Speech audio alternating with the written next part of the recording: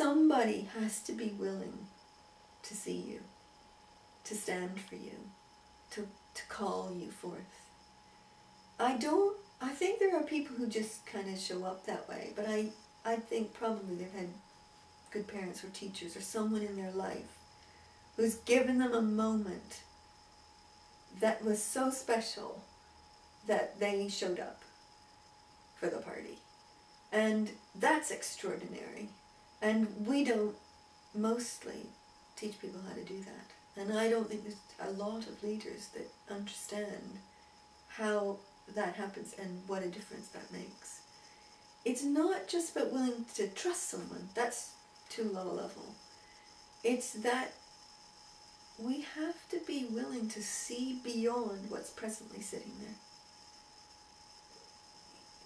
People are a kind of confused knot of experiences in life. But what's inside of them is fabulous. I believe that of every single person. I absolutely believe that of every single person. There is inside of everyone someone so special, so spectacular, so brilliant. And if you can get people who can see that, create the space for you to show up as, even if they never said a word to you, then it shows up. It's a little bit of that quantum physics thing, you know, the observer alters the experiment. So when I train coaches, for example, to work with people transformatively, to bring them into their leadership and into their contribution, I train them to see not just the potential of the person, but the spectacular, fabulous, amazing, brilliant possibility that that person is. And that's extraordinary. And that's what makes it work in 5 minutes. It's not just a little tip and technique and, oh, you do this and bang, bang, they show up. It's that you have to be willing to see beyond. You have to see more than what's showing up. And, you know, I'm going to go to the furthest end of this for a minute if you can. You almost have to be willing to unknow them.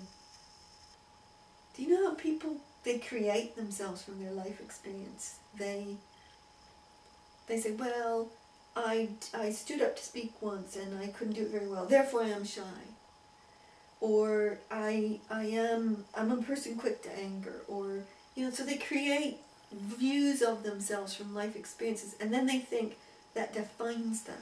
So they create a persona, a personality that's got a kind of fixed nature to it. So even all of the stuff that talks about personality profiling, that I'm kind of against it, because I think it's more boxes to put people in. I think it can be useful in places and helps people to understand things, but I think we shouldn't end up putting ourselves in any boxes.